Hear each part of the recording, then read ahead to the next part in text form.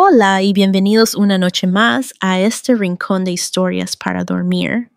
En el episodio anterior, Marianne Dashwood recibió la devastadora noticia del matrimonio de Willoughby, un golpe que la sumió en la tristeza más profunda mientras Eleanor luchaba por sostenerse ante la presencia constante de secretos y la inesperada cercanía de Lucy Steele. La llegada de la familia Dashwood a Londres ha significado encuentros incómodos, juicios sociales y la dolorosa confirmación de que no siempre es posible protegerse de los corazones ajenos. Esta noche, la historia nos invita a adentrarnos en la tormenta interior de Marianne, mientras la desesperanza y el anhelo de regresar a casa se enfrentan al consejo de una madre lejana y a las exigencias de la sociedad londinense. ¿Podrá un nuevo relato contado desde la compasión y la experiencia del coronel Brandon ayudar a Marianne a comprender y a perdonarse a sí misma? Exploremos con audiolibros para dormir. Tras una noche en que había dormido más de lo esperado, Marianne despertó a la mañana siguiente para encontrarse sabiéndose tan desdichada como cuando había cerrado los ojos. Eleanor la animó cuanto pudo a hablar de lo que sentía, y antes de que estuviera listo el desayuno habían recorrido el asunto una y otra vez Eleanor sin alterar su tranquila certeza y afectuosos consejos, y Marianne manteniendo la exacerbación de sus emociones y cambiando una y otra vez sus opiniones. A ratos creía a Willoughby tan desdichado e inocente como ella, y en otros se desconsolaba ante la imposibilidad de absolverlo. En un momento le eran absolutamente indiferentes los comentarios del mundo, al siguiente se retiraría de él para siempre, y luego iba a resistirlo con toda su fuerza. En una cosa, sin embargo, permanecía constante al tratarse ese punto en evitar siempre que fuera posible la presencia de la señora Jennings y en su decisión de mantenerse en absoluto silencio cuando se viera obligada a soportarla. Su corazón se rehusaba a creer que la señora Jennings pudiera participar en su dolor con alguna compasión. No puede ser, exclamó. Ella es incapaz de sentir. Su afabilidad no es conmiseración, su buen carácter no es ternura. Todo lo que le interesa es chismorrear, y solo le agrado porque le doy material para hacerlo. Eleanor no necesitaba escuchar esto para saber cuántas injusticias podía cometer su hermana arrastrada por el irritable refinamiento de su propia mente cuando se trataba de opinar sobre los demás, y la excesiva importancia que atribuía a las delicadezas propias de una gran sensibilidad y al donaire de los modales cultivados. Al igual que medio mundo, si más de medio mundo fuera inteligente, y bueno, Marianne, con sus excelentes cualidades y excelente disposición, no era ni razonable ni justa. Esperaba que los demás tuvieran sus mismas opiniones y sentimientos y calificaba sus motivos por el efecto inmediato que tenían sus acciones en ella. Fue en estas circunstancias que mientras las hermanas estaban en su habitación después del desayuno, ocurrió algo que rebajó aún más su opinión sobre la calidad de los sentimientos de la señora Jennings, pues por su propia debilidad permitió que le ocasionara un nuevo dolor, aunque la buena señora había estado guiada por la mejor voluntad. Con una carta en su mano extendida y una alegre sonrisa nacida de la convicción de ser portadora de consuelo, entró en la habitación diciendo: «Mire, querida, le traigo algo que estoy segura le hará bien». Marianne no necesitaba escuchar más.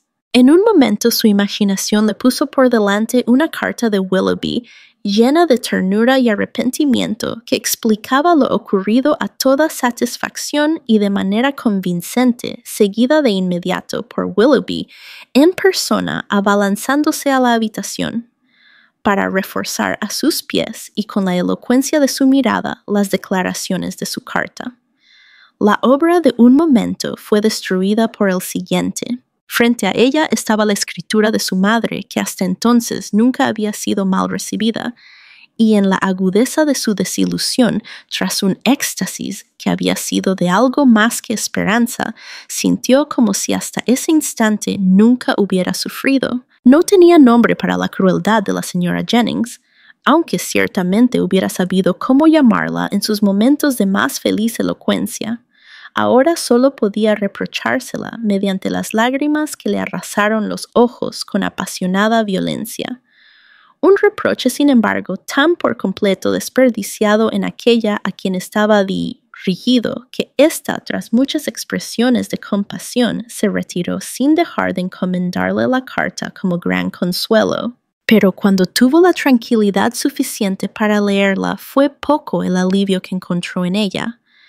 Cada línea estaba llena de Willoughby. La señora Dashwood, todavía confiada en su compromiso y creyendo con la calidez de siempre en la lealtad del joven, solo por la insistencia de Elinor, se había decidido a exigir de Marianne una mayor franqueza hacia ambas. Y esto con tal ternura hacia ella, tal afecto por Willoughby y tal certeza sobre la felicidad que cada uno encontraría en el otro, que no pudo dejar de llorar desesperadamente hasta terminar de leer. De nuevo se despertó en Marianne toda su impaciencia por volver al hogar. Nunca su madre le había sido más querida incluso por el mismo exceso de su errada confianza en Willoughby, y anhelaba desesperadamente haber partido ya. Elinor, incapaz de decidir por sí misma qué sería mejor para Marianne, si estar en Londres o en Barton, no le ofreció otro consuelo que la recomendación de paciencia hasta que conocieran los deseos de su madre. Y finalmente logró que su hermana accediera a esperar hasta saberlo. La señora Jennings salió más temprano que de costumbre, pues no podía quedarse tranquila hasta que los Middleton y los Palmer pudieran lamentarse tanto como ella. Y rehusando terminantemente el ofrecimiento de Elinor de acompañarla, salió sola durante el resto de la mañana. Elinor, con el corazón abatido, consciente del dolor que iba a causar, y dándose cuenta por la carta a Marianne del escaso éxito que había tenido en preparar a su madre, se sentó a escribirle, relatándole lo ocurrido y a pedirle que las guiara en lo que ahora debían hacer. Marianne, entretanto, que había acudido a la sala al salir, la señora Jennings se mantuvo inmóvil junto a la mesa donde Elinor escribía, observando cómo avanzaba su pluma, lamentando la dureza de su tarea y lamentando con más afecto aún el efecto que tendría en su madre. Llevaban en esto cerca de un cuarto de hora cuando Marianne, cuyos nervios no soportaban en ese momento ningún ruido repentino, se sobresaltó al escuchar un golpe en la puerta. ¿Quién puede ser?, exclamó Elinor. Y tan temprano pensaba que estábamos a salvo. Marianne se acercó a la ventana. Es el coronel Brandon, dijo molesta. Nunca estamos a salvo de él. Como la señora Jennings está fuera, no va a entrar. Yo no confiaría en eso, retirándose a su habitación. Un hombre que no sabe qué hacer con su tiempo no tiene conciencia alguna de su intromisión en el de los demás. Los hechos confirmaron su suposición, aunque estuviera basada en la injusticia y el error, porque el coronel Brandon sí entró, y Elinor, que estaba convencida de que su preocupación por Marianne lo había llevado hasta allí, y que veía esa preocupación en su aire triste y perturbado, y en su ansioso, aunque breve indagar por ella, no pudo perdonarle a su hermana por juzgarlo tan a la ligera. Me encontré con la señora Jennings en Bond Street, le dijo tras el primer saludo, y ella me animó a venir, y no le fue difícil hacerlo porque pensé que sería probable encontrarla a usted sola, que era lo que quería.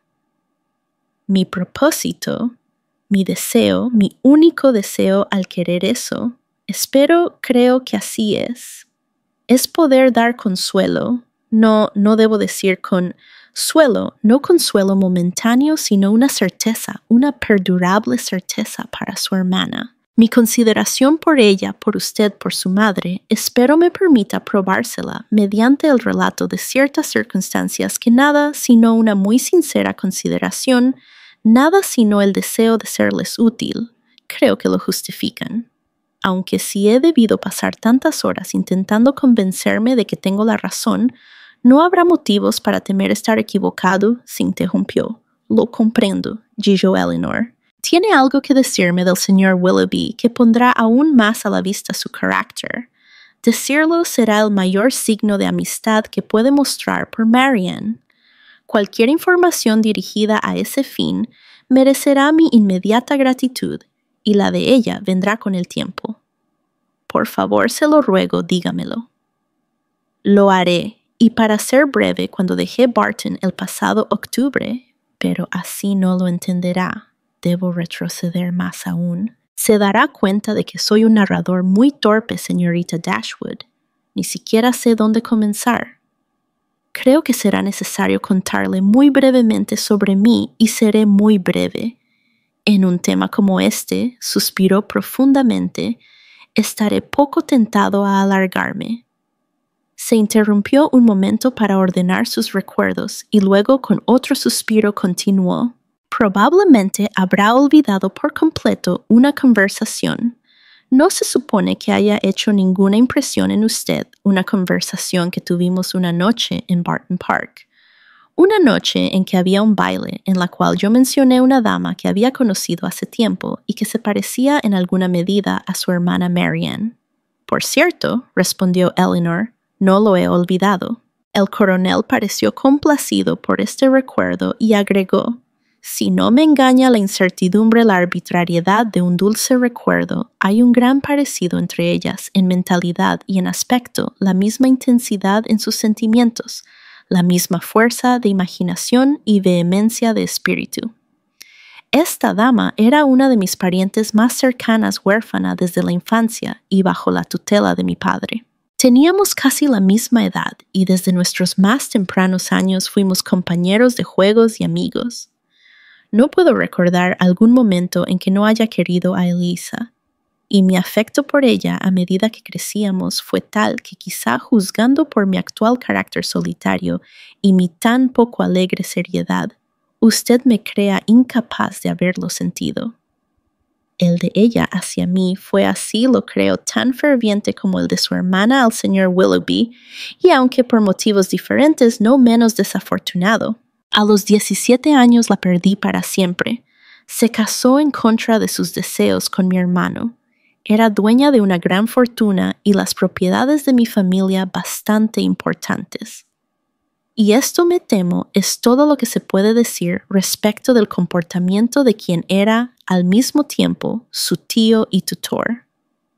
Mi hermano no se la merecía, ni siquiera la amaba. Yo había tenido la esperanza de que su afecto por mí la sostendría ante todas las dificultades, y por un tiempo así fue, pero finalmente la desdichada situación en que vivía porque debía soportar las mayores inclemencias fue más fuerte que ella, y aunque me había prometido que nada, pero cuán a ciegas avanzo en mi relato, no le he dicho cómo fue que ocurrió esto.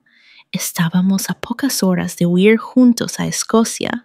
La falsedad o la necedad de la doncella de mi prima nos traicionó. Fui expulsado a la casa de un pariente muy lejano y a ella no se le permitió ninguna libertad, ninguna compañía ni diversión hasta que convencieron a mi padre de que cediera. Yo había confiado demasiado en la fortaleza de Eliza y el golpe fue muy severo. Pero si su matrimonio hubiese sido feliz joven como era yo en ese entonces, en unos pocos meses, habría terminado aceptándolo o al menos no tendría que lamentarlo ahora. Pero no fue ese el caso. Mi hermano no tenía consideración alguna por ella.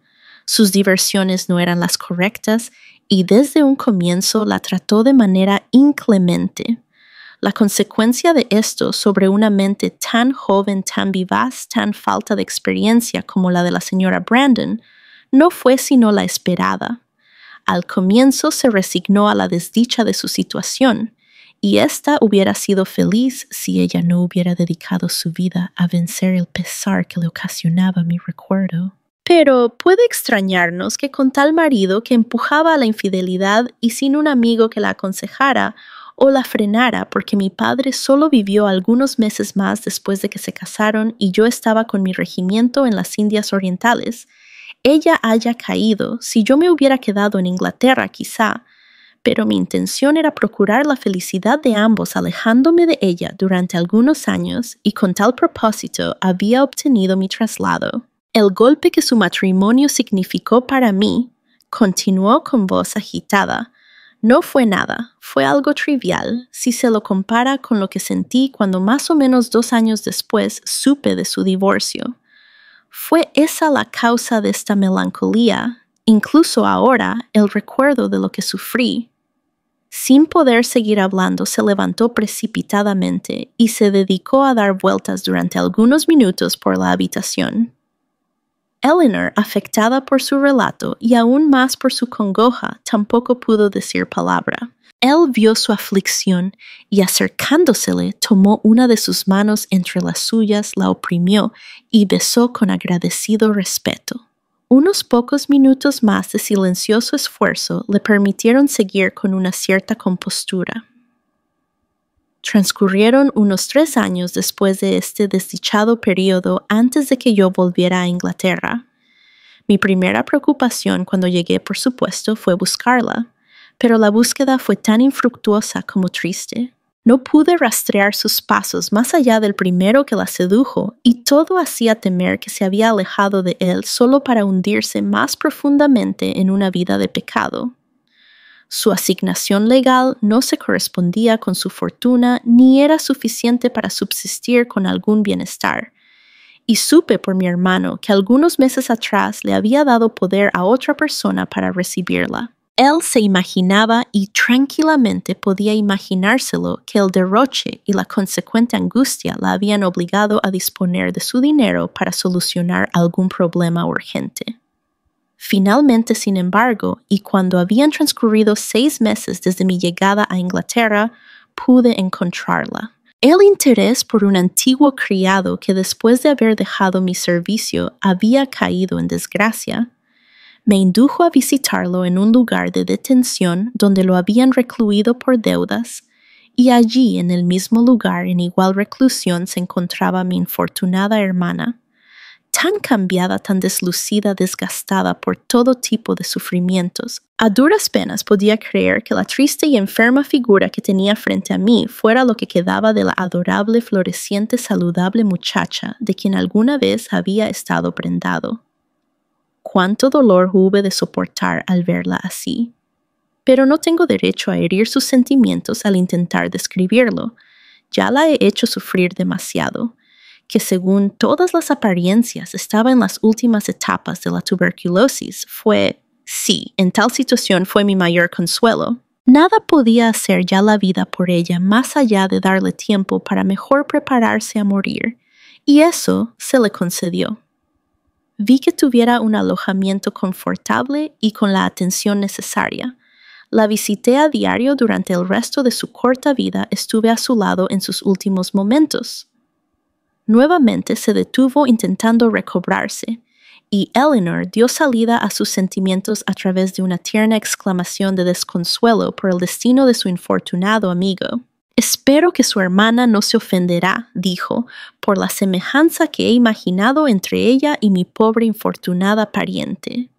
El destino y la fortuna que les tocó en suerte no pueden ser iguales, y si la dulce disposición natural de una hubiera sido vigilada por alguien más firme o hubiera tenido un matrimonio más feliz, habría llegado a ser todo lo que usted alcanzará a ver que la otra será. Pero ¿a qué nos lleva todo esto? Creo haberla angustiado por nada. Ah, señorita Dashwood, un tema como este silenciado durante 14 años, es peligroso incluso tocarlo. Tengo que concentrarme, ser más conciso. Etty CTA dejó a mi cuidado a su única hija, una niñita por ese entonces de 3 años de edad, el fruto de su primera relación culpable. Ella amaba a esa niña y siempre la había mantenido a su lado. Fue su tesoro más valioso y preciado el que me encomendó, y gustoso me habría hecho cargo de ella, en el más estricto sentido, cuidando yo mismo de su educación si nuestras situaciones lo hubieran permitido. Pero yo no tenía familia ni hogar, y así mi pequeña Eliza fue enviada a un colegio. La iba a ver allí cada vez que podía, y tras la muerte de mi hermano, que ocurrió alrededor de 5 años atrás, dejándome en posesión de los bienes de la familia, ella me visitaba con bastante frecuencia en Delaford. Yo la llamaba una pariente lejana, pero estoy muy consciente de que en general se ha supuesto que la relación es mucho más cercana. Hace ya 3 años acababa de cumplir los 14 que la saqué del colegio y la puse al cuidado de una mujer muy respetable residente en Dorsetshire que tenía a su cargo 4 o 5 otras niñas de aproximadamente la misma edad. Y durante 2 años todo me hacía sentirme muy satisfecho con su situación. Pero en febrero pasado, hace casi 1 año, de improviso desapareció. Yo la había autorizado imprudentemente, como después se ha visto obedeciendo a sus ardientes deseos para que fuera a Bath con una de sus amiguitas cuyo padre se encontraba allí por motivos de salud. Yo conocía su reputación como un muy buen hombre y tenía buena opinión de su hija, mejor de la que se merecía, pues ella, obstinándose en el más desatinado sigilo, se negó a decir nada, a dar ninguna pista, aunque obviamente estaba al tanto de todo. Creo que él, su padre, un hombre bien intencionado pero no muy perspicaz, era realmente incapaz de dar información alguna, pues había estado casi siempre recluido en la casa mientras las niñas correteaban por la ciudad, estableciendo relaciones con quienes se les daba la gana. Y él intentó convencerme tanto como lo estaba él de que su hija nada tenía que ver en el asunto. En pocas palabras, no pude averiguar nada, sino que se había ido. Durante 8 largos meses, todo lo demás quedó sujeto a meras conjeturas. Es de imaginar lo que pensé, lo que temía y también lo que sufrí. ¡Santo Dios!, exclamó Eleanor. ¿Será posible? ¿Podría ser que Willoughby... Las primeras noticias que tuve de ella, continuó el coronel, me llegaron en una carta que ella misma me envió en octubre pasado. Me la remitieron desde Delaford y la recibí esa misma mañana en que pensábamos ir de excursión a Whitwell. Y esa fue la razón de mi tan repentina partida de Barton, que con toda seguridad en ese momento debe haber extrañado a todos y que, según creo, ofendió a algunos. Poco podía imaginar el señor Willoughby, me parece, cuando con su mirada me reprochó la falta de cortesía en que yo habría incurrido al arruinar el paseo que me solicitaban para prestar ayuda a alguien a quien él había llevado miseria e infelicidad. Pero si lo hubiera sabido, ¿de qué habría servido? ¿Habría estado menos alegre o sido menos feliz con las sonrisas de su hermana? ¿No ya había hecho aquello que ningún hombre capaz de alguna compasión haría? Había abandonado a la niña cuya juventud e inocencia había seducido, dejándola en una situación de máxima aflicción, sin un hogar respetable, sin ayuda, sin amigos, sin saber dónde encontrarlo. La había abandonado con la promesa de volver. Ni escribió, ni volvió, ni la auxilió. ¡Qué inconcebible!, exclamó Eleanor. Ahora puede ver cómo es su carácter derrochador licencioso, y peor aún que eso. Sabiéndolo como yo lo he sabido desde hace ya muchas semanas, imagínese lo que debo haber sentido al ver a su hermana tan afecta a él como siempre y cuando se me aseguró que iba a casarse con él. Imagínese lo que habré sentido pensando en todas ustedes. Cuando vine a verla la semana pasada y la encontré sola, estaba decidido a saber la verdad, que aún indeciso en cuanto a qué hacer cuando la supiera. Mi comportamiento debe haberle extrañado, pero ahora lo entenderá. Tener que verlas a todas ustedes engañadas en esa forma, ver a su hermana, ¿pero qué podía hacer?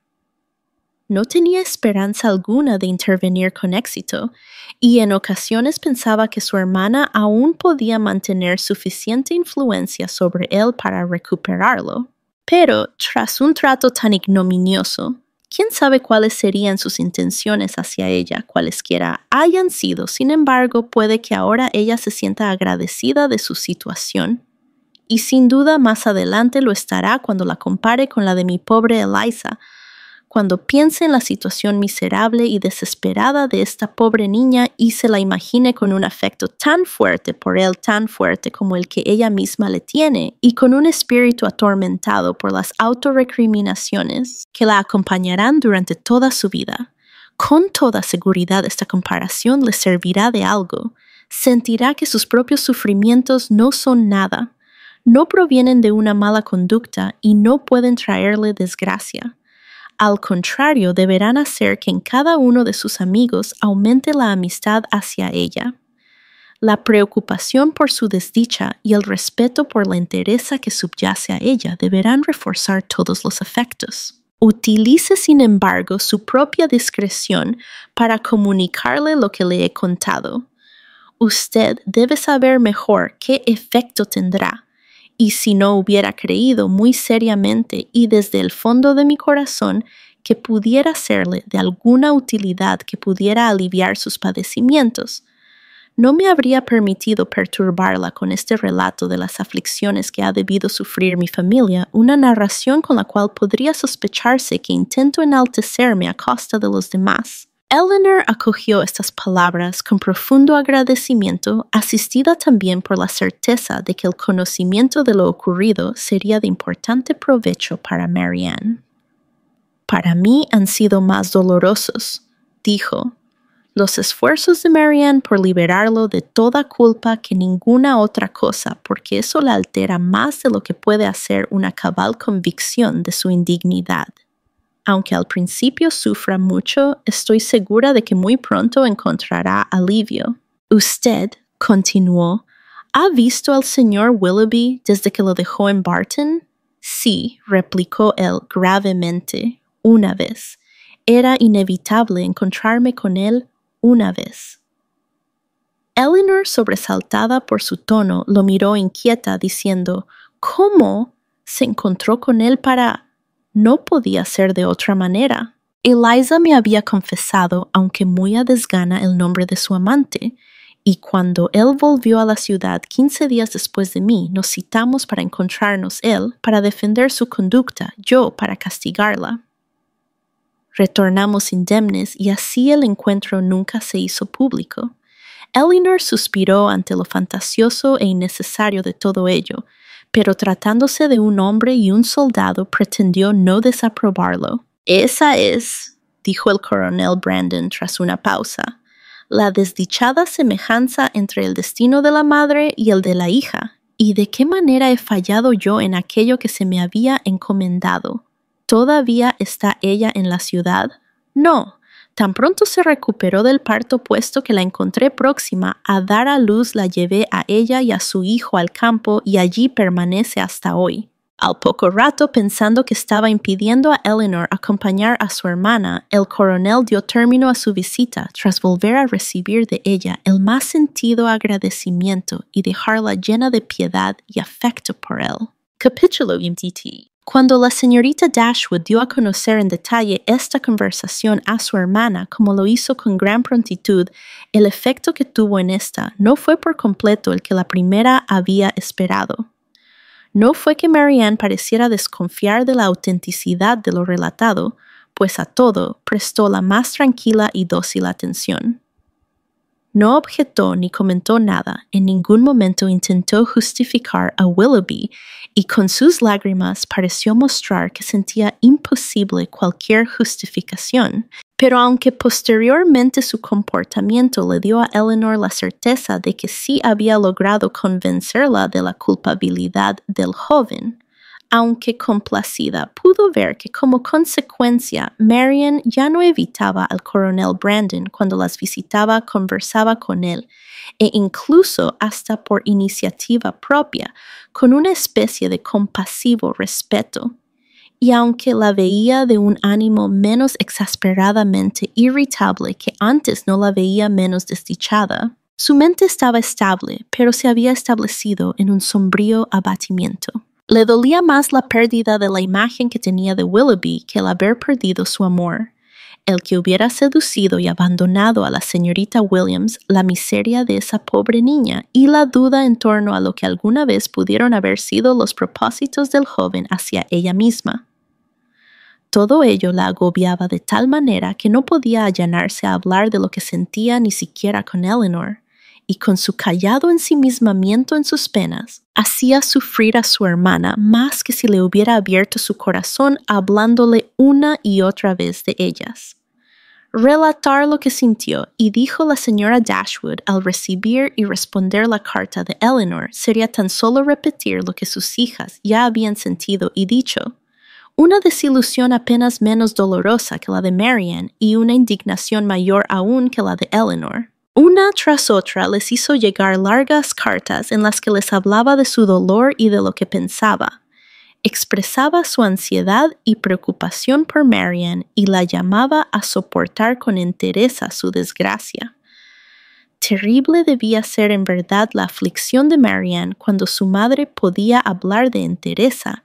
Qué vejatorio y humillante debía ser el origen de sus lamentos para que la señora Dashwood no quisiera verla abandonándose a ellos. En contra de sus propios intereses y conveniencia, la señora Dashwood había decidido que en ese momento convendría más a Marianne estar en cualquier lugar menos en Barton, donde todo lo que su vista alcanzaba le recordaría intensa y dolorosamente el pasado al hacerle presente en todo momento a Willoughby, tal como allí lo había conocido. Así les recomendó a sus hijas que por ningún motivo acortaran su visita a la señora Jennings, pues aunque nunca habían fijado con exactitud su duración, todos esperaban que abarcaría al menos 5 o 6 semanas. Allí no podrían eludir las distintas ocupaciones, los proyectos y la compañía que Barton no les podía ofrecer, y que según esperaba podrían de vez en cuando lograr que Marianne sin darse cuenta se interesara por algo más allá de ella misma, e incluso se divirtiera un poco por mucho que ahora rechazara desdeñosamente ambas posibilidades. En cuanto al peligro de encontrarse de nuevo con Willoughby, su madre pensaba que Marianne estaba tan a salvo en la ciudad como en el campo, dado que nadie entre quienes se consideraban sus amigos lo admitiría ahora en su compañía. Nadie intencionalmente haría que se cruzaran sus caminos. Por negligencia nunca estarían expuestos a una sorpresa, y el azar tenía menos oportunidad de ocurrir entre las multitudes de Londres que en el aislamiento de Barton.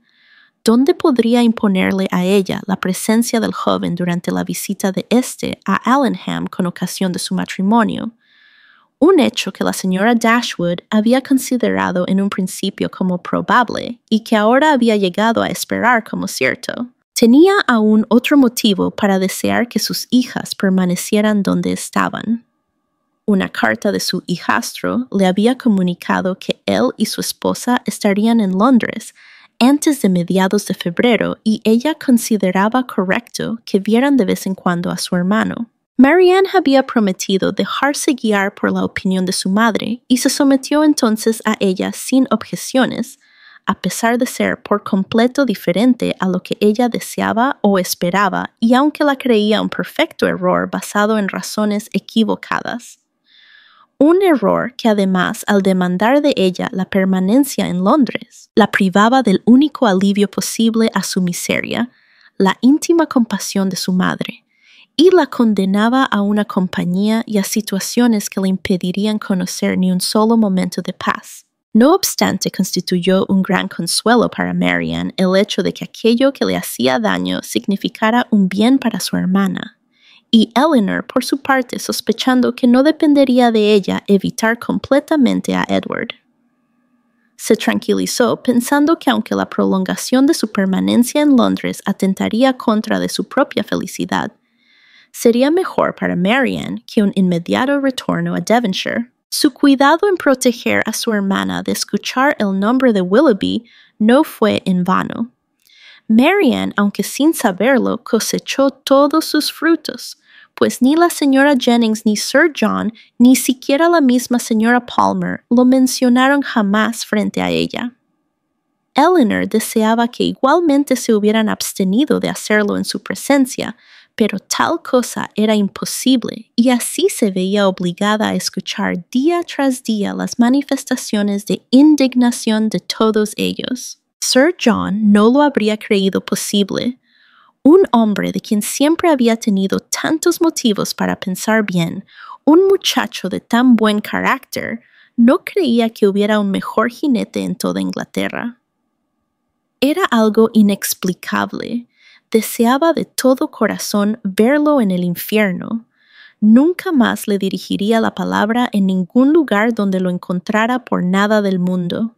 No ni siquiera si se lo topara en el albergue de Barton y tuvieran que quedarse esperando 2 horas juntos. Ese Truhan. Ese perro desleal, tan solo la última vez que se habían encontrado, había ofrecido darle uno de los cachorros de Folly. Pues no, con esto se acababa todo.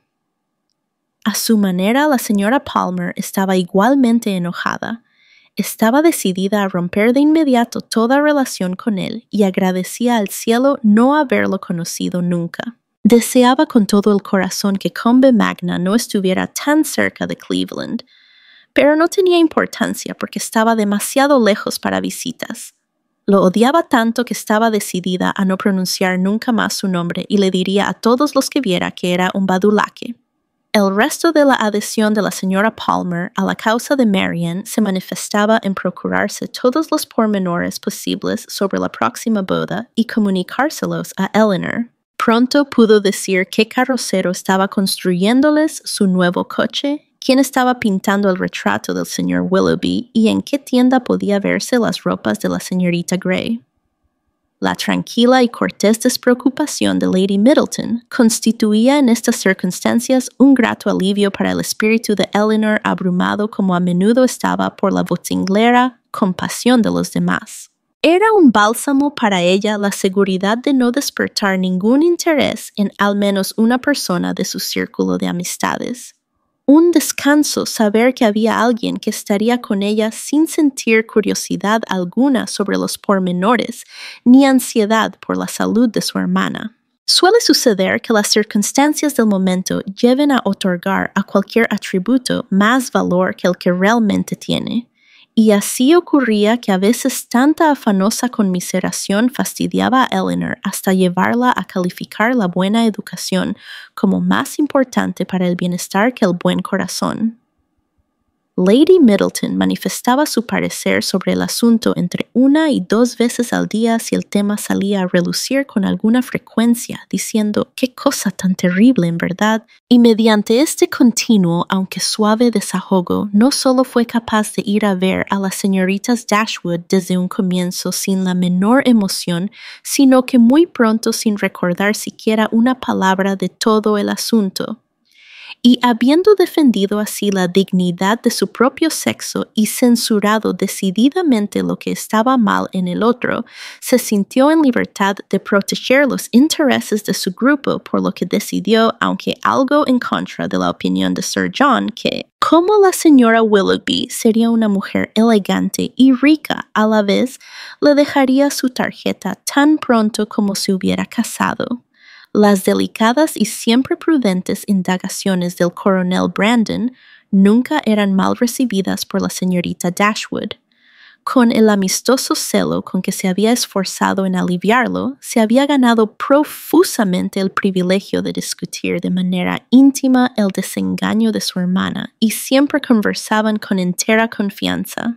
La principal recompensa del coronel por el penoso esfuerzo de revelar sufrimientos pasados y humillaciones actuales era la compasiva mirada con que Marian solía observarlo, y la dulzura de su voz siempre que se veía obligada, aunque ello no ocurría a menudo o se obligaba a hablarle. Eran estas cosas las que le aseguraban que con su esfuerzo había logrado aumentar la buena voluntad hacia él, y las que permitían a Eleanor esperar que dicha buena voluntad se incrementara aún más.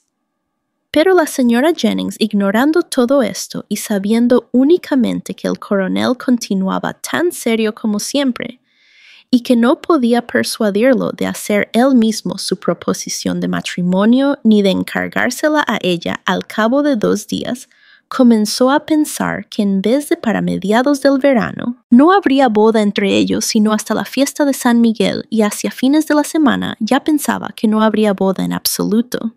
El buen entendimiento entre el coronel y la mayor de las señoritas Dashwood más bien llevaba a concluir que los honores de la morera de la canaleta y de la glorieta bajo el tejo todos le corresponderían a ésta, y por un tiempo la señora Jennings dejó de pensar en el señor Ferrars. A comienzos de febrero, antes de transcurridas 2 semanas desde la recepción de la carta de Willoughby, Eleanor debió hacerse cargo de la difícil tarea de informar a su hermana de que él se había casado. se había preocupado de que le transmitieran a ella la noticia apenas se supiera que la ceremonia había tenido lugar, pues deseaba evitar que su hermana se enterara de ello por los periódicos que la veía examinar ansiosamente cada mañana. Marianne recibió la noticia con absoluta compostura.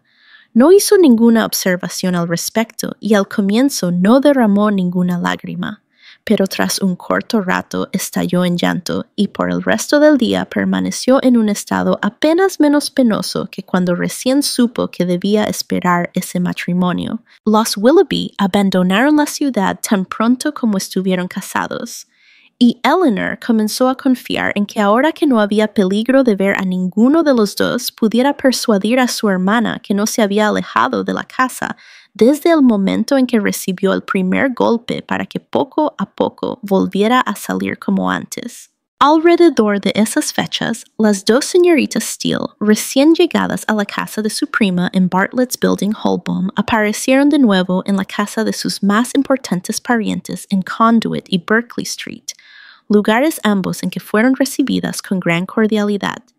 Eleanor solo pudo lamentar verlas.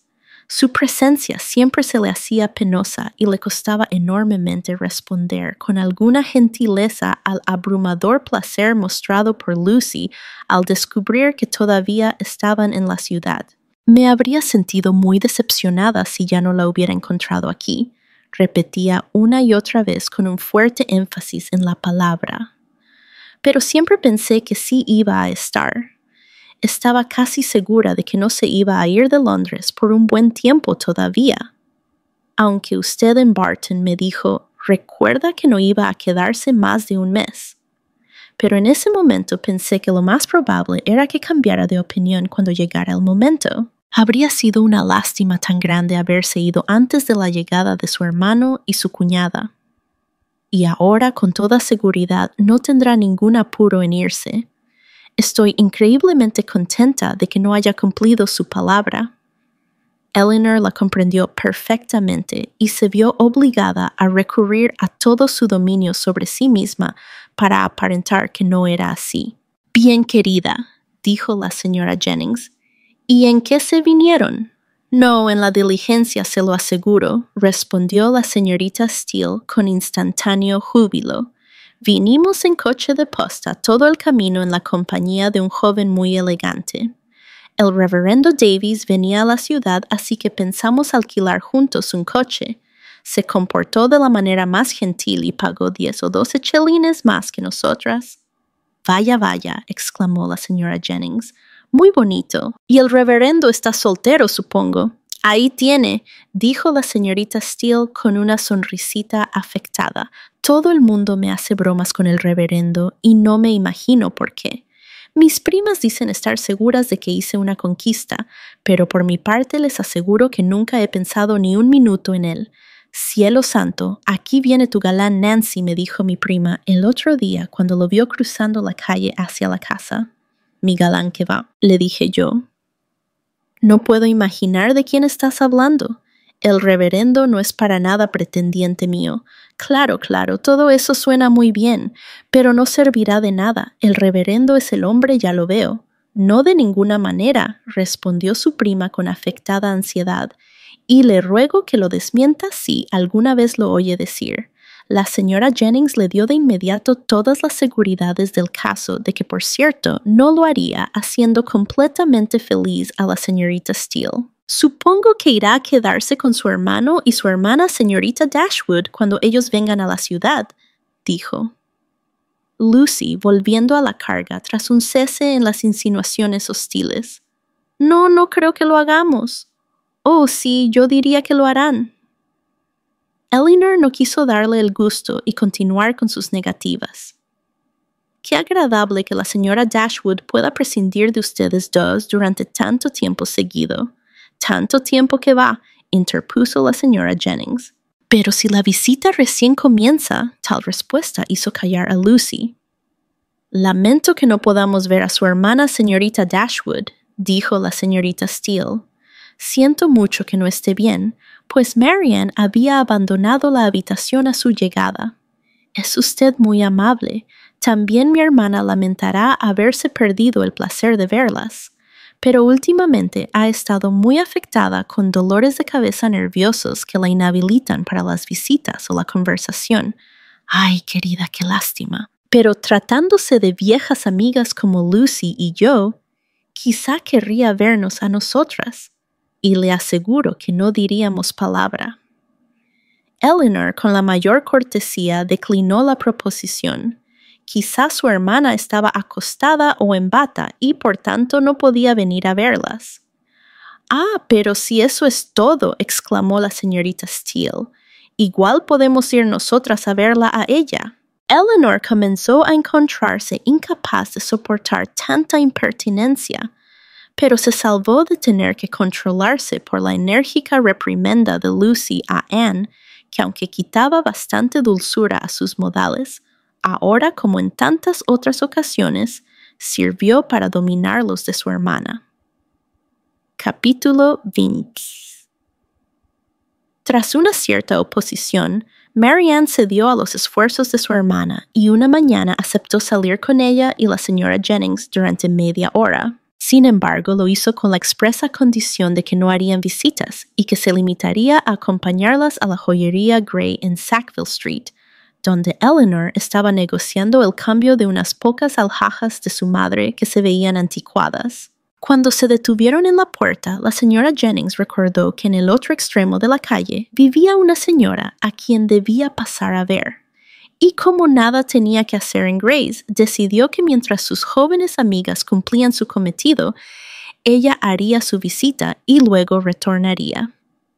Al subir las escalinatas, las señoritas Dashwood encontraron tal cantidad de personas delante de ellas que nadie parecía estar disponible para atender su pedido y se vieron obligadas a esperar. No les quedó más que sentarse cerca del extremo del mostrador que prometía un movimiento más rápido. Solo un caballero se encontraba allí y es probable que Eleanor no dejara de tener la esperanza de despertar su cortesía para que despacharan pronto su pedido. Pero la exactitud de su vista y la delicadeza de su gusto resultaron ser mayores que su cortesía. Estaba encargando un estuche de mondadientes para sí mismo y hasta que no decidió su tamaño, forma y adornos, que combinó a su gusto según su propia inventiva tras examinar y analizar durante un cuarto de hora todos los estuches de la tienda, no se dio tiempo para prestar atención a las dos damas salvo 2 o 3 miradas bastante atrevidas. Un tipo de interés que sirvió para grabar en Eleanor el recuerdo de una figura y rostro de acusada natural y genuina insignificancia, aunque así calado a la última moda.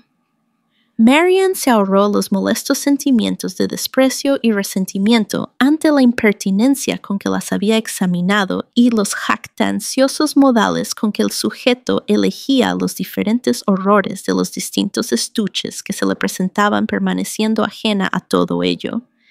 Era capaz de ensimismarse en sus pensamientos e ignorar todo lo que ocurría a su alrededor en la tienda del señor Gray con la misma facilidad que en su propio dormitorio. Por fin el asunto fue resuelto. El marfil, el oro y las perlas todos recibieron su ubicación y tras fijar el último día en que su existencia podía sostenerse sin la posesión del estuche, el caballero se calzó los guantes con estudiada calma y arrojando otra mirada a las señoritas Dashwood, pero una mirada que más parecía pedir admiración que manifestarla, se retiró con un aire satisfecho en que se mezclaban un verdadero engreimiento y una afectada indiferencia. Sin pérdida de tiempo, Eleanor expuso sus asuntos y estaba a punto de concluirlos cuando otro caballero se colocó a su lado. Se volvió a mirarlo y con algo de sorpresa se encontró con que era su hermano. El afecto y placer que mostraron al encontrarse fue el suficiente para hacerlos creíbles en la tienda del señor Gray. En verdad, John Dashwood estaba lejos de lamentar volver a ver a sus hermanas. Más bien los tres se alegraron y él indagó acerca de la madre de ellas en forma respetuosa y atenta. Eleanor se enteró de que él y Fanny llevaban 2 días en la ciudad. Tenía grandes deseos de haberlas visitado ayer, dijo John, pero fue imposible porque tuvimos que llevar a Harry a ver a los animales salvajes en Exeter Exchange y pasamos el resto del día con la señora Ferrars. Harry estaba absolutamente feliz. Tenía todas las intenciones de ir a visitarlas hoy en la mañana si es que podía encontrar una media hora libre. Pero siempre hay tanto que hacer cuando recién se llega a la ciudad. He venido acá a encargar un sello para Fanny. Pero creo que con toda seguridad mañana podré acudir a Berkeley Street y conocer a la señora Jennings. Tengo entendido que es dueña de una muy buena fortuna, y a los Middleton también tienen que presentármelos. Como son parientes de mi suegra, me complacerá presentarles mis respetos. Han resultado excelentes vecinos para ustedes, según he sabido. Excelentes sin ninguna duda. Su preocupación por nuestra comodidad, la amistad que en todo nos han demostrado, van más allá de las palabras. Créanme que me alegra muchísimo escucharlo, en verdad muchísimo. Pero era de esperar, son gente de gran fortuna, están emparentados con ustedes, y era natural que les ofrecieran todas las muestras de cortesía y las comodidades necesarias para hacerles grata la situación.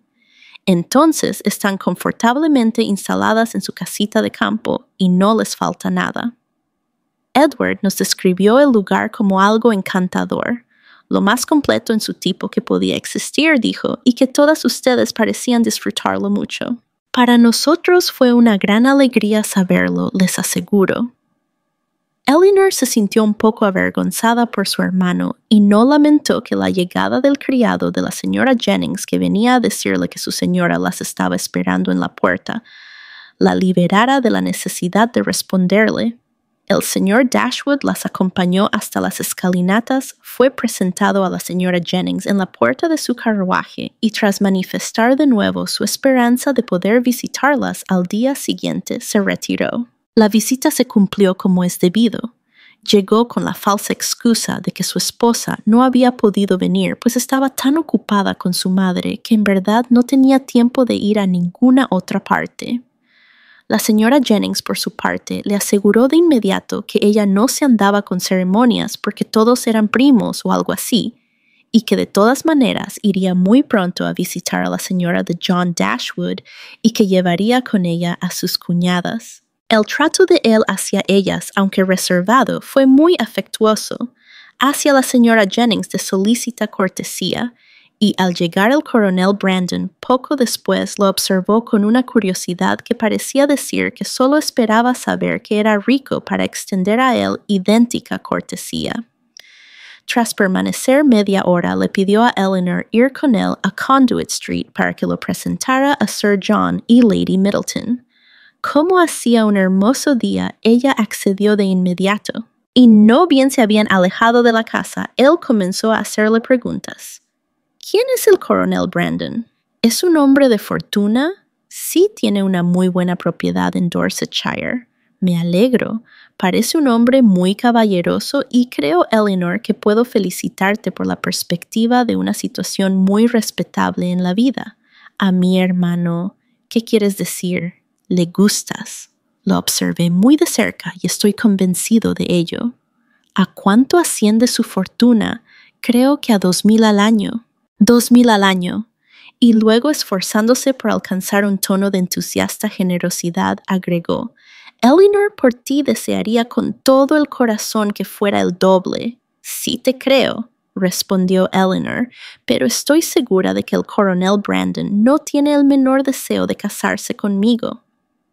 Estás equivocada, Elinor, muy equivocada.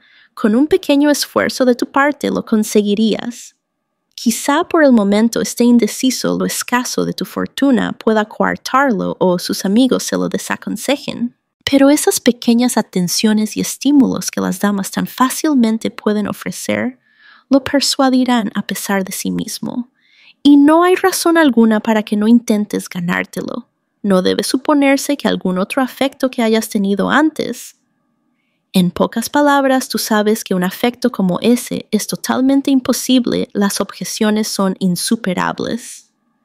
Eres demasiado sensata para no darte cuenta. El coronel Brandon es el hombre, y por mi parte no me ahorraré ninguna amabilidad con él de manera que tú y tu familia le agraden. Es una unión que debe complacer a todos. En fin, es algo que, bajando la voz hasta un fatuo susurro, será extremadamente conveniente para todas las partes. Reconsiderando las cosas, sin embargo, agregó, esto es, quiero decir, todos tus amigos anhelan verte bien establecida, Fanny, en especial porque tu bienestar le es muy caro, te lo aseguro. Y a su madre también, la señora Ferrars, una mujer muy bondadosa, estoy cierto de que le daría un gran placer. Ella misma lo dijo el otro día. Elinor no se dignó responder. Ahora sería extraordinario, continuó, algo muy gracioso si Fanny pudiera ver a un hermano y yo a una hermana llegando a una situación estable en sus vidas al mismo tiempo. Y no es muy improbable. «Es que se casa el señor Edward Ferrars», dijo Elinor con tono resuelto. «Todavía no está decidido, pero hay algo de eso en el aire. Tiene una excelente madre. La señora Ferrars con la mayor generosidad se hará presente y le asignará 1,000 libras anuales si la unión tiene lugar. La dama en cuestión es la honorable señorita Morton, hija única del fallecido Lord Morton, con 30,000 libras, una unión muy deseable por ambas partes, y no me cabe duda de que a la larga se materializará. 1,000 libras anuales es una importante cantidad para que una madre se deshaga de ella la ceda para siempre. Pero la señora Ferrars tiene un espíritu muy noble. Para darte otro ejemplo de su generosidad, el otro día apenas llegamos a la ciudad consciente de que en este momento no abundábamos en dinero. Puso en las manos de Fanny 200 libras en billetes, algo muy bienvenido porque nuestros gastos son enormes acá. Hizo una pausa esperando su aprobación y simpatía y ella se obligó a decir: «Sin duda los gastos de ustedes en la ciudad y en el campo deben ser considerables, pero también cuentan con una buena renta». No tan buena me atrevería a decir como supone mucha gente. No me quejo, sin embargo. Sin duda es holgada y así lo espero mejorará con el tiempo. Actualmente estamos cercando el ejido de Norland, lo que es un gasto muy serio. Y también hice una pequeña compra este medio año en la granja de East Kingham. Debes recordarla, allí donde solía vivir el viejo Gibson. Esas tierras me eran tan convenientes en todo sentido, tan directamente colindantes con mi propiedad que sentí que era mi deber comprarlas. No me habría perdonado dejarlas caer en otras manos. Hay que pagar por lo que a uno le conviene, y ello sí me ha costado una gran cantidad de dinero. ¿Más de lo que crees que valen real e intrínsecamente? Vamos, espero que no. Podría haberlas vendido al día siguiente por más de lo que pagué, pero en cuanto al precio, en verdad habría sido bastante desafortunado, porque en ese momento estaban tan bajos los valores que si no hubiera tenido la cantidad necesaria en el banco, tendría que haberlas rematado con una gran pérdida. Elinor no pudo sino sonreír. Cuando llegamos a Norland tuvimos también otro gasto grande inevitable. Nuestro respetado padre, como bien sabes, legó todos los efectos de Stanhill que quedaban en Norland, y bien valiosos que eran a tu madre. Lejos estoy de quejarme por ello. El derecho que le asistía a disponer de sus bienes a su antojo es incuestionable. Pero como consecuencia hemos debido hacer importantes compras de ropa blanca, vajilla, etc., para reemplazar lo que se entregó. Podrás imaginar tras todos estos gastos cuán lejos de ser ricos estamos y cuán bienvenida es la bondad de la señora Ferrars. Por supuesto, dijo Elinor, y con el respaldo de su generosidad espero que puedan llegar a vivir en condiciones más holgadas. 1 o 2 años más pueden contribuir mucho a ello, respondió él gravemente. No obstante, aún queda mucho por hacer. Todavía no se ha colocado ni una piedra del invernadero de Fanny y del jardín de flores lo único que hay es el proyecto. ¿Dónde estará situado el invernadero? En la pequeña loma tras la casa. Hemos echado abajo todos los viejos nogales para hacerle espacio. Será una hermosa vista desde varias partes del parque y justo en la pendiente frente a él irá el jardín de flores, así que se verá muy lindo. Ya hemos eliminado los viejos espinos que crecían a manchones en la cima. Eleanor se guardó para sí los comentarios y reparos que tenía al respecto y agradeció que Marian no hubiera estado presente para compartir su irritación. Habiendo dicho ya lo suficiente para dejar en claro su pobreza y evitar la necesidad de comprar un par de aretes para cada una de sus hermanas en su siguiente visita a Grays, sus pensamientos tomaron un rumbo más alegre y comenzó a felicitar a Eleanor por tener una amiga como la señora Jennings. En verdad parece una mujer muy valiosa. Su casa, su forma de vida, todo habla de una renta muy buena y es una relación que no solo les ha sido de gran utilidad hasta ahora, sino que a la larga puede resultar materialmente provechosa. La invitación que les ha hecho a la ciudad ciertamente las favorece, y de todas maneras es una tan buena señal del aprecio en que las tiene que con toda seguridad no las olvidará a la hora de su muerte. Debe tener bastante que dejar. Nada en absoluto, diría yo más bien. Lo único que tiene es el usufructo de los bienes de su marido que pasarán a sus hijos. Pero es impensable que viva de acuerdo con su renta. Poca gente medianamente prudente lo hace, y todo lo que ahorre podrá repartirlo. ¿Y no crees más probable que se lo deje a sus hijas antes que a nosotras? Sus hijas están muy bien casadas, y entonces no veo la necesidad de que las recuerde más. En cambio, a mi juicio, al tomarlas tan en consideración y tratarlas en la forma en que lo hace, les ha dado a ustedes una especie de derecho en sus planes futuros que una mujer precavida no debiera pasar por alto. Nada hay más bondadoso que su trato hacia ustedes y difícilmente puede hacerlo sin estar consciente de las expectativas que despierta con ello. Pero no despierta ninguna en quienes tienen más parte en esto. En verdad, hermano, tu preocupación por nuestro bienestar y prosperidad está llegando demasiado lejos. Vaya, por supuesto, dijo él aparentando un aire reflexivo. Es muy poco lo que la gente puede controlar. Pero mi querida Eleanor, ¿qué le ocurre a Marian? Tiene muy mal aspecto, está de mal color y ha adelgazado mucho. ¿Acaso está enferma? No está bien, durante las últimas semanas ha estado sufriendo de los nervios. Lamento saberlo. A su edad, cualquier enfermedad destruye la lozanía para siempre, y la suya ha sido tan breve. En septiembre era una muchacha tan bonita como la mejor que yo haya visto, muy atractiva para los hombres. Su tipo de belleza tenía algo muy especialmente seductor. Recuerdo que Fanny solía decir que se iba a casar antes y mejor que tú. No es que ella no te tenga a ti un enorme cariño, pero eso es lo que le parecía. Sin embargo, se equivocaba. Dudo que Marian vaya a casarse ahora con un hombre que valga a lo más 500 o 600 libras al año, y me engañaría mucho si tú no lo haces mejor. Dorsetshire. Conozco muy poco Dorsetshire, pero mi querida Eleanor, me encantará saber más. Y pienso que puedo prometerte que Fanny y yo estaremos entre tus primeros y más complacidos visitantes. Eleanor puso gran esmero en intentar convencer a su hermano de que no había ninguna posibilidad de un matrimonio entre ella y el coronel Brandon, pero la expectativa lo alegraba demasiado como para renunciar a ella y estaba decidido a lograr una relación más cercana con ese caballero y alentar el matrimonio a través de todas las atenciones posibles.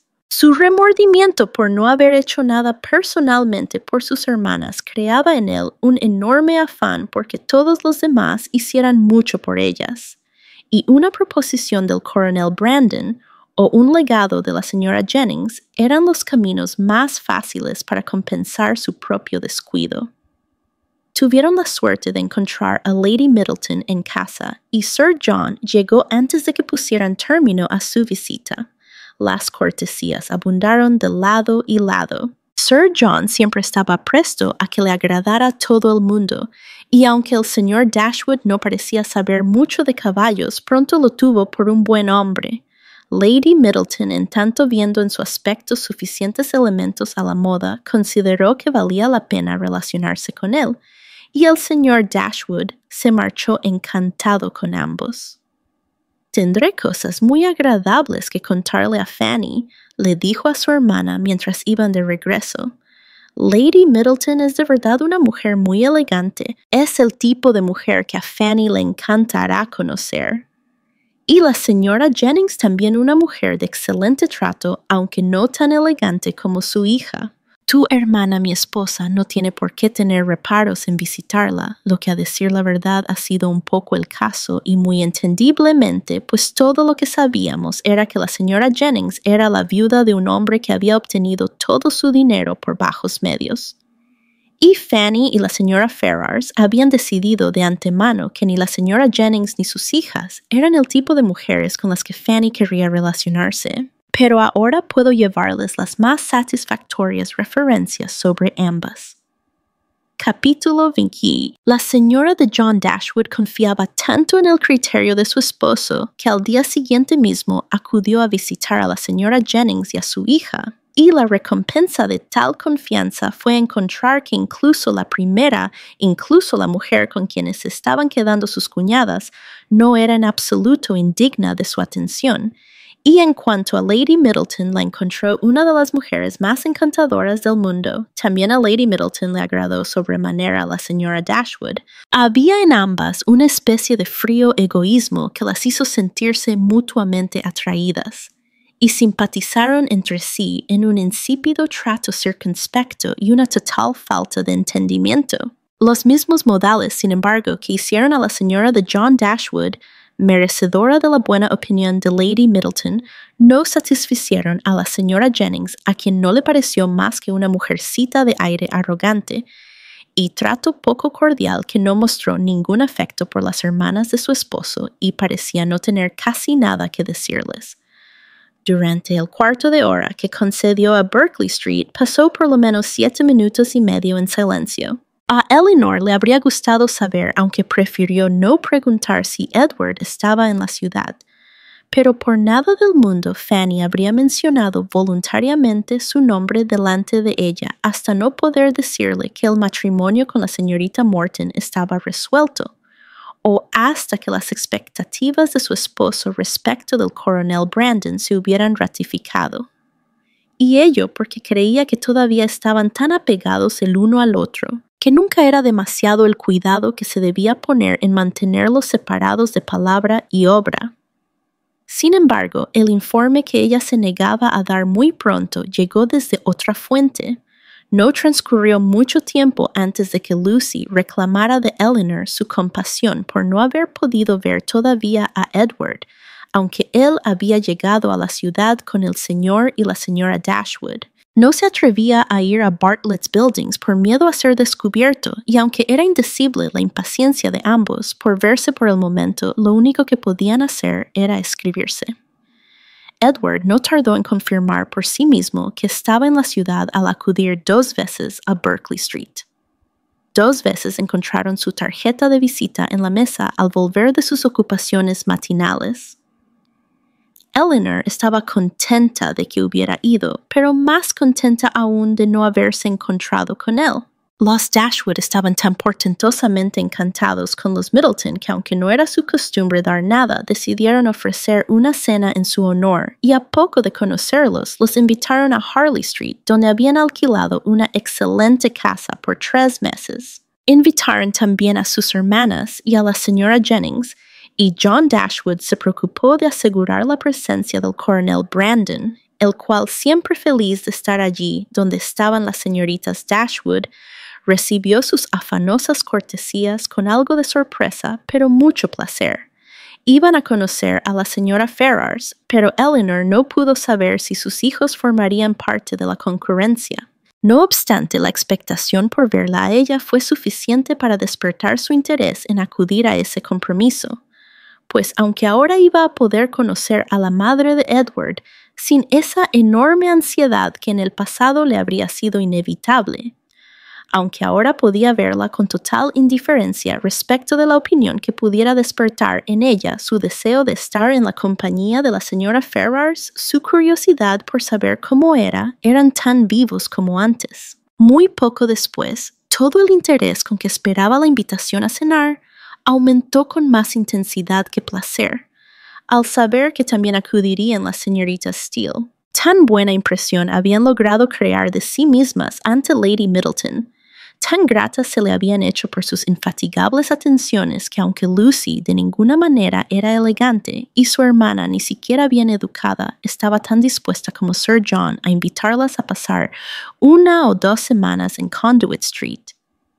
Y apenas supieron de la invitación de los Dashwood, las señoritas Steele encontraron que les era muy conveniente llegar unos pocos días antes del fijado para la fiesta. Sus intentos de atraer la atención de la señora de John Dashwood, presentándose como las sobrinas del caballero que durante muchos años había estado al cuidado de su hermano, no habrían sido muy eficaces, sin embargo, para procurarles un asiento a su mesa.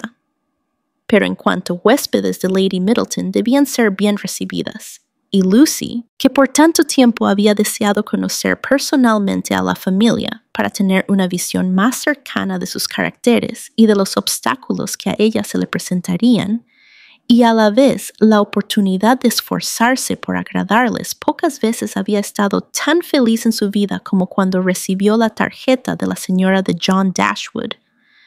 El efecto en Eleanor fue diferente. De inmediato comenzó a pensar que Edward, que vivía con su madre, debía estar invitado, al igual que su madre, a una cena organizada por su hermana. Y verlo por primera vez después de todo lo ocurrido en la compañía de Lucy, no sabía si podría soportarlo.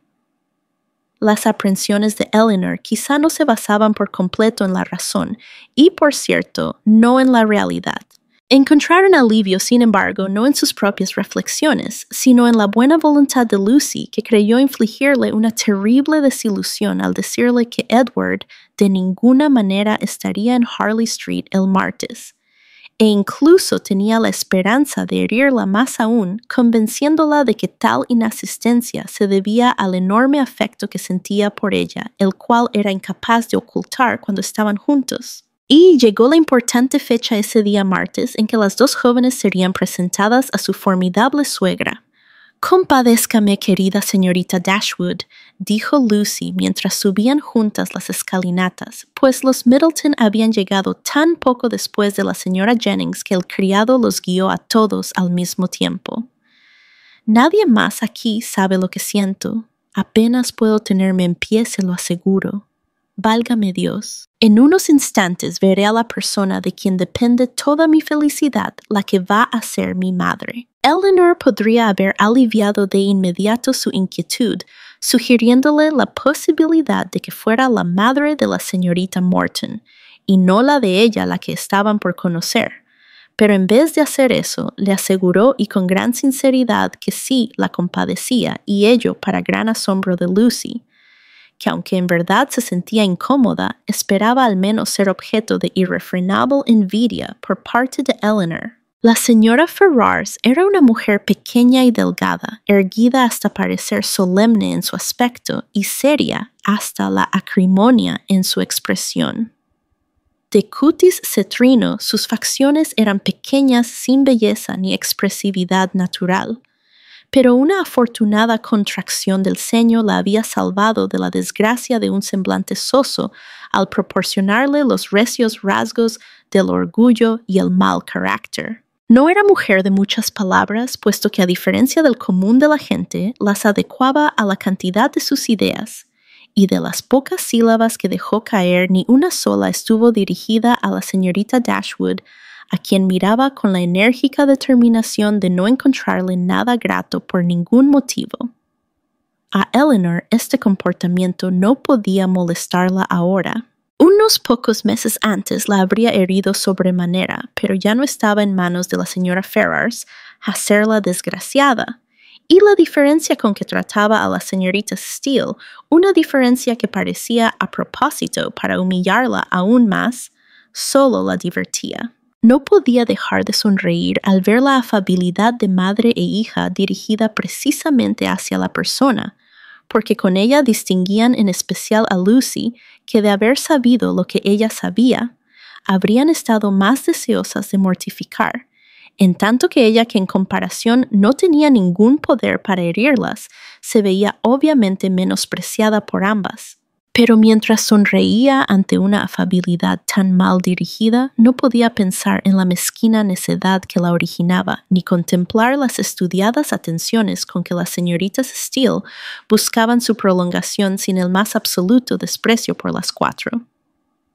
Lucy era todo júbilo al sentirse tan honrosamente distinguida, y lo único que faltaba a la señorita Steele para alcanzar una perfecta felicidad era que le hicieran alguna broma sobre el reverendo Davies. La cena fue suntuosa, los criados eran numerosos y todo hablaba de la inclinación de la dueña de casa a la ostentación y de la capacidad de respaldarla por parte del anfitrión. A pesar de las mejoras y agregados que le estaban haciendo a su propiedad en Norland, y a pesar de que su dueño había estado a unos pocos miles de libras de tener que venderla con pérdidas, nada parecía dar señales de esa indigencia que él había intentado deducir de todo ello.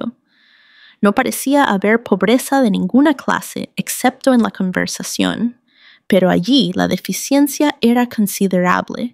John Dashwood no tenía mucho que decir que mereciera escucharse y su esposa aún menos. Pero esto no era ninguna desgracia en especial porque lo mismo ocurría con la mayor parte de sus invitados, casi todos víctimas de una u otra de las siguientes inhabilidades para ser considerado: agradable falta de juicio, ya sea natural o cultivado, falta de elegancia, falta de espíritu o falta de carácter. Cuando las señoras se retiraron al salón tras la cena, esa indigencia se hizo particularmente evidente, dado que los caballeros habían enriquecido la conversación con una cierta variedad. La variedad de la política del cerco de las tierras y de la doma de caballos. Pero todo eso acabó, y un solo tema ocupó a las señoras hasta la llegada del café, y este fue comparar las respectivas estaturas de Harry Dashwood y el segundo hijo de Lady Middleton William, que tenían aproximadamente la misma edad. Si los dos niños hubieran estado allí, se podría haber zanjado fácilmente el asunto midiéndolos de una vez. Pero como solo estaba presente Harry, todo fue conjeturas por ambas partes, y cada cual tenía derecho a ser igualmente terminante en su opinión y a repetirla una y otra vez todas las veces que quisiera. Se tomaron los siguientes partidos. Las dos madres, aunque cada una convencida de que su hijo era el más alto, educadamente votaron a favor del otro. Las dos abuelas, con no menos parcialidad pero con mayor sinceridad, apoyaban con igual afán a sus propios vástagos. Lucy, que por ningún motivo quería complacer a una madre menos que a la otra, pensaba que los dos muchachitos eran notablemente altos para su edad y no podía concebir que hubiera ni siquiera la menor diferencia entre ellos. Y la señorita Steele, con mayor afán, aún se manifestó tan rápido como pudo a favor de cada uno de ellos. Eleanor, tras haberse decidido una vez por William con lo que ofendió a la señora Ferrars, y a Fanny más todavía, no vio la necesidad de seguir insistiendo en el punto. Y Marianne, cuando se le pidió su parecer, ofendió a todo el mundo al declarar que no tenía ninguna opinión que dar ya que nunca había pensado en el asunto. Antes de abandonar, Norland Eleanor había pintado un par de pantallas muy bonitas para su cuñada, las cuales recién montadas y traídas a la casa decoraban su actual salón. Y como estas pantallas atrajeran la mirada de John Dashwood al seguir a los otros caballeros a dicho aposento, las tomó y se las alargó solícitamente al coronel Brandon para que las admirara. «Las hizo la mayor de mis hermanas», le dijo, «y a usted como hombre de gusto con toda seguridad le agradarán. No sé si ya ha visto alguna de sus obras antes, pero en general tiene reputación de dibujar muy bien».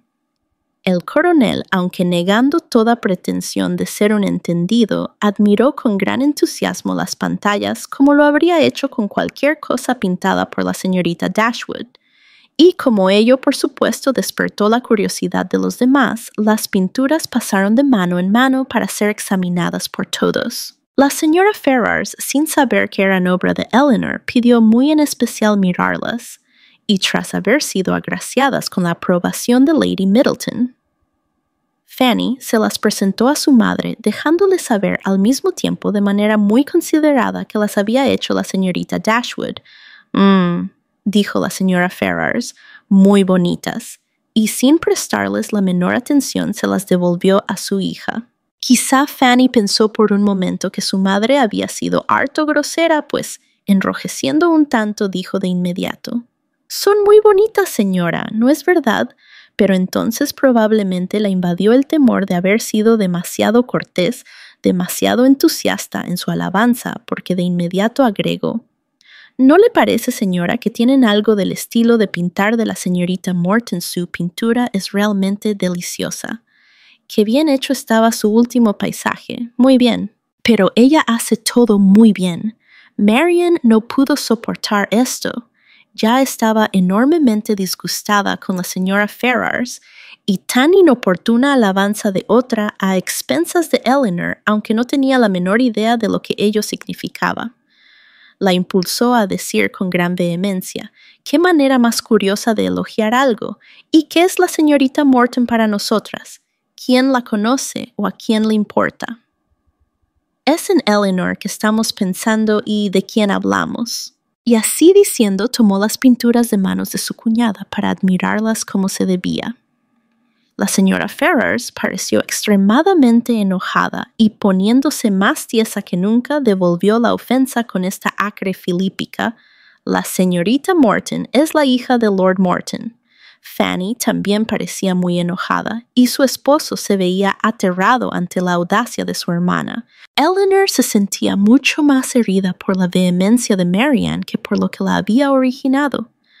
Pero la mirada del coronel Brandon, fija en Marianne, mostraba a las claras que él solo había visto cuanto había de amable en su reacción, el afectuoso corazón incapaz de soportar ni el más mínimo desprecio dirigido a su hermana.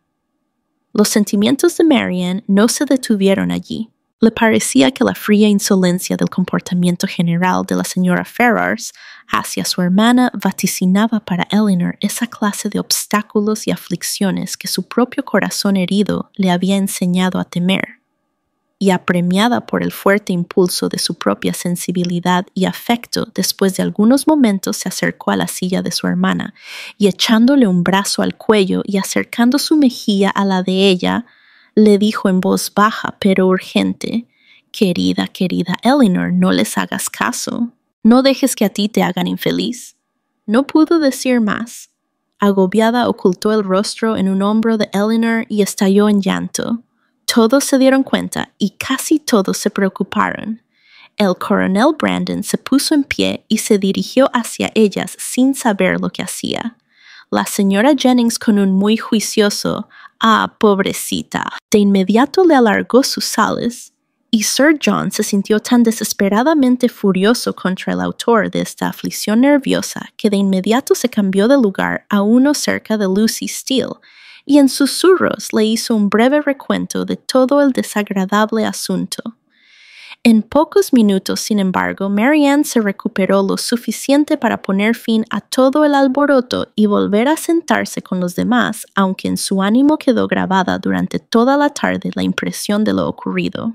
«Pobre Marianne», le dijo su hermano al coronel Brandon en voz baja apenas pudo contar con su atención. «No tiene tan buena salud como su hermana. Es muy nerviosa. No tiene la constitución de Eleanor.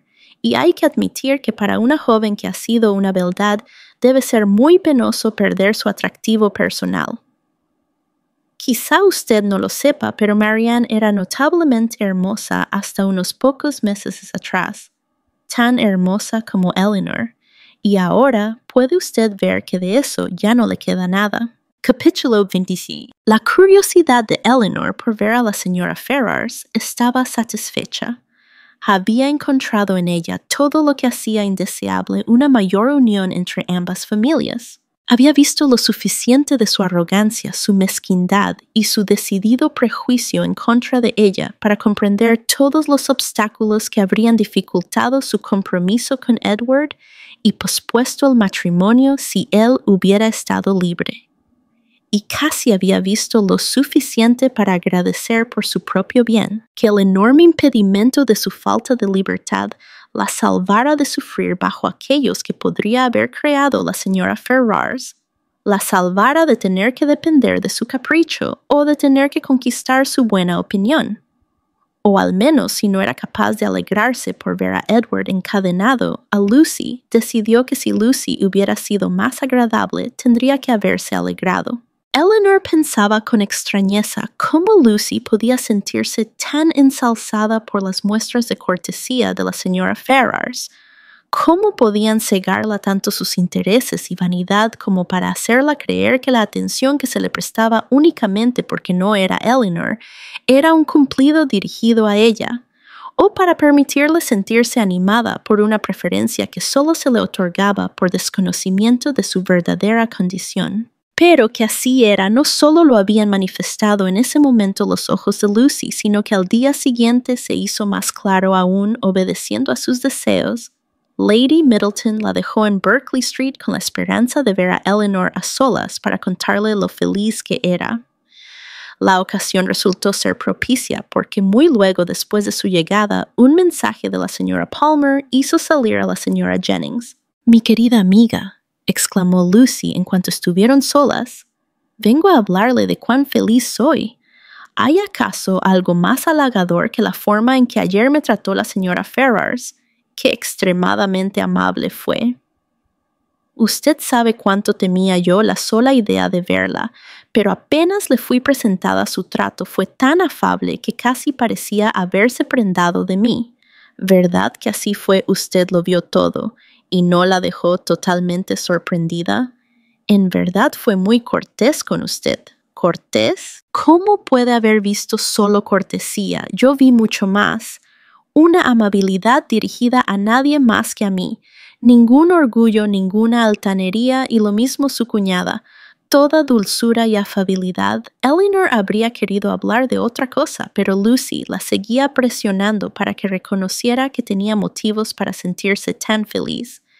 Y Elinor se vio obligada a continuar. Sin duda, si hubieran sabido de su compromiso, le dijo, nada podría ser más halagador que la forma en que la trataron. Pero no siendo ese el caso, me imaginé que diría eso, replicó Lucy con prontitud. Pero ¿por qué razón la señora Ferrars iba a aparentar que yo le gustaba si no era así? Y agradarle es todo para mí. No podrá privarme de mi satisfacción. Estoy segura de que todo terminará bien y que desaparecerán todos los obstáculos que yo preveía. La señora Ferrars es una mujer encantadora, al igual que su cuñada. Las dos son adorables. Me sorprende no haberle escuchado nunca decir cuán agradable es la señora Dashwood. Para esto Elinor no tenía alguna respuesta que dar y no intentó ninguna. ¿Está enferma, señorita Dashwood? Parece abatida, no habla. Con toda seguridad no se siente bien. Nunca mi salud fue mejor. Me alegra de todo corazón, pero en verdad no lo parecía. Lamentaría mucho que usted se enfermara. Usted que ha sido el mayor consuelo del mundo para mí. Solo Dios sabe qué habría sido de mí sin su amistad. Elinor intentó una respuesta cortés, aunque dudando mucho de su capacidad de lograrlo. Pero pareció satisfacer a Lucy, quien respondió de inmediato. En verdad, estoy plenamente convencida de su afecto por mí, y junto al amor de Edward es mi mayor consuelo. Pobre Edward. Pero ahora hay algo bueno podremos vemos y muy a menudo, porque como Lady Middleton quedó encantada con la señora, Dashwood me parece que iremos bastante seguido a Harley Street y Edward pasa la mitad del tiempo con su hermana. Además, Lady Middleton y la señora Ferrars se van a visitar ahora, y la señora Ferrars y su cuñada fueron tan amables en decir más de una vez que siempre estarían encantadas de verme. Son tan encantadoras. Estoy segura de que si alguna vez le cuenta a su cuñada lo que pienso de ella, no podrá alabarla lo suficiente. Pero Elinor no quiso darle ninguna esperanza en cuanto a que le diría algo a su cuñada. Lucy prosiguió. Estoy segura de que me habría dado cuenta de inmediato si le hubiera desagradado a la señora Ferrars.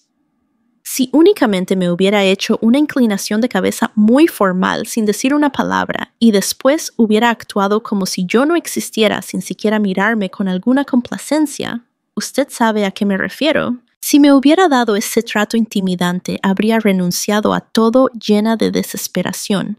No lo habría soportado, porque cuando a ella le disgusta algo, sé que lo demuestra con la mayor rudeza.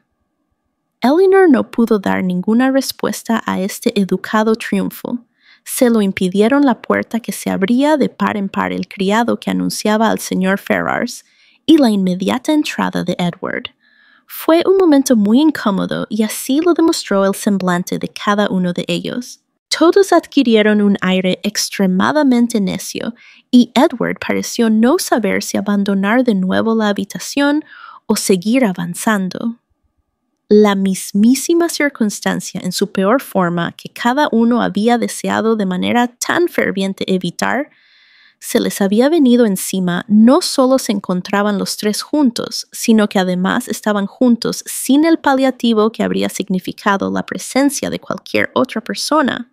Las damas fueron las primeras en recuperar el dominio sobre sí mismas.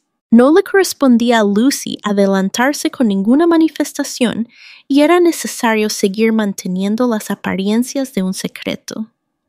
Debió limitarse así a comunicar su ternura a través de la mirada y tras un ligero saludo no dijo más.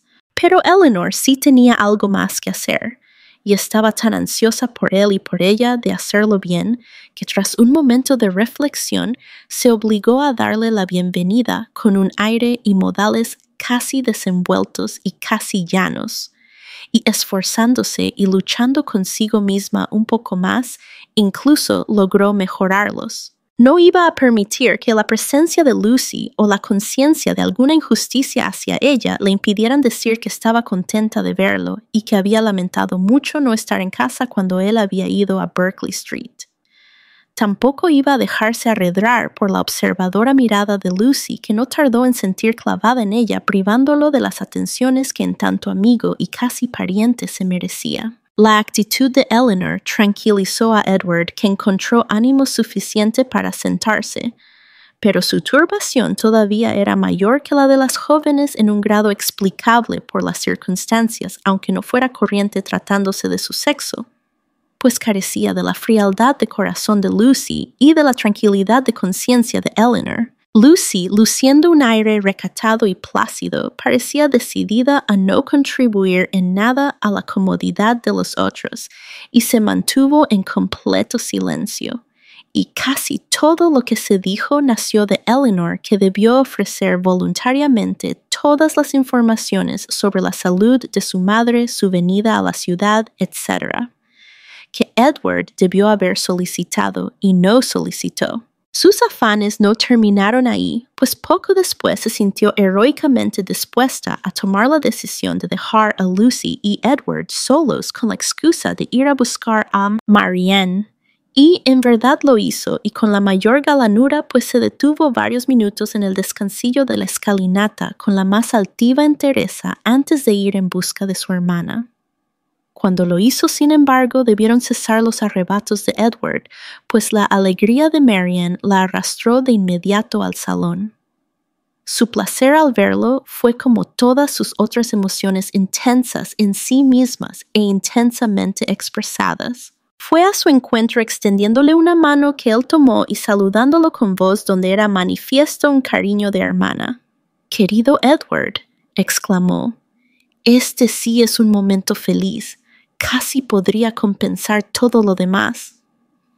Edward intentó responder a su amabilidad tal como se lo merecía, pero ante tal testigo no se atrevía a decir ni la mitad de lo que en verdad sentía. Volvieron a sentarse y durante algunos momentos todos guardaron silencio. Marianne, entretanto, observaba con la más expresiva ternura unas veces a Edward, otras a Eleanor, lamentando únicamente que el placer de ambos se viera estorbado por la inoportuna presencia de Lucy. Edward fue el primero en hablar y lo hizo para referirse al aspecto cambiado de Marianne y manifestar su temor de que Londres no le sentara bien. «Oh, no pienses en mí», replicó ella con animosa entereza, aunque se le llenaron los ojos de lágrimas al hablar. «No pienses en mi salud. Eleanor está bien como puedes ver. Eso debiera bastarnos a ti y a mí». esta observación no iba a hacerles más fácil la situación a Edward y a Eleanor, ni tampoco conquistaría la buena voluntad de Lucy, quien miró a Mariana con expresión nada benévola. ¿Te gusta Londres?, le dijo Edward, deseoso de decir cualquier cosa que permitiera cambiar de tema. En absoluto. Esperaba encontrar grandes diversiones aquí, pero no he hallado ninguna. Verte, Edward, ha sido el único consuelo que me ha ofrecido, y, gracias a Dios, tú no has cambiado. Hizo una pausa. Nadie dijo nada.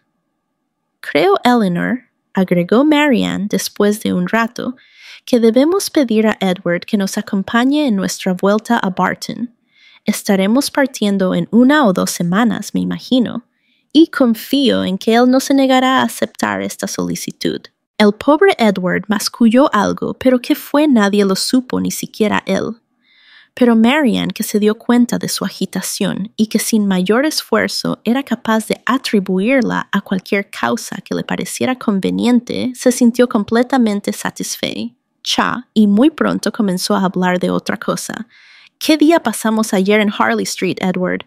Tan aburrido, tan espantosamente aburrido, pero tengo mucho que contarte al respecto que no puedo decir ahora. Y con tal admirable discreción postergó para el momento en que pudieran hablar más en privado su declaración respecto a haber encontrado a sus mutuos parientes más insoportables que nunca y el especial desagrado que le había producido la madre de él.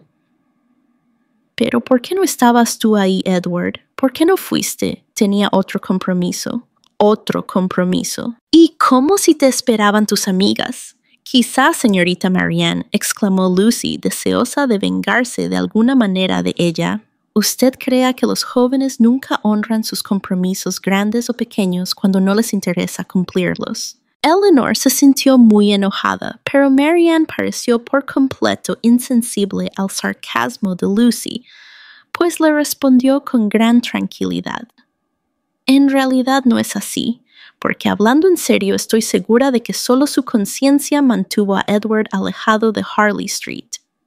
Y en verdad creo que su conciencia es delicadísima, la más escrupulosa en el cumplimiento de todos sus compromisos por insignificantes que sean y aunque vayan en contra de su interés o de su placer. Nadie teme más que él causar dolor o destrozar una expectativa, y es la persona más incapaz de egoísmo que yo conozca. Sí, Edward es así, y así lo diré. ¿Cómo? ¿Es que nunca vas a permitir que te alaben? Entonces no puedes ser mi amigo, pues quienes acepten mi amor y mi estima deben someterse a mis más abiertos elogios. El contenido de sus elogios en el caso actual, sin embargo, resultaba particularmente inadecuado a los sentimientos de 2/3 de su auditorio, y para Edward fue tan poco alentador que muy luego se levantó para marcharse. «Tan pronto te vas», dijo Marianne. «Mi querido Edward, no puedes hacerlo». Y, llevándolo ligeramente a un lado, le susurró su convencimiento de que Lucy no se quedaría mucho rato más. Pero incluso este incentivo falló porque persistió en irse, y Lucy, que se habría quedado más tiempo que él, aunque su visita hubiera durado 2 horas, poco después se fue también. «¿Qué la traerá acá tan a menudo?», dijo Marianne en cuanto salió. «¿Cómo no se daba cuenta de que queríamos que se fuera? ¡Qué fastidio para Edward! ¿Y por qué todas somos amigas de él y esa Lucy a quien ha conocido por más tiempo? Es natural que desee verla tanto como a nosotras». Marianne la miró fijamente y dijo, «Sabes, Eleanor, este es el tipo de cosas que no soporto escuchar. Si lo dices nada más que para que alguien te contradiga, como imagino debe ser el caso, debieras recordar que yo sería la última persona del mundo en hacerlo. No puedo rebajarme a que me saquen con engaños declaraciones que en verdad nadie desea».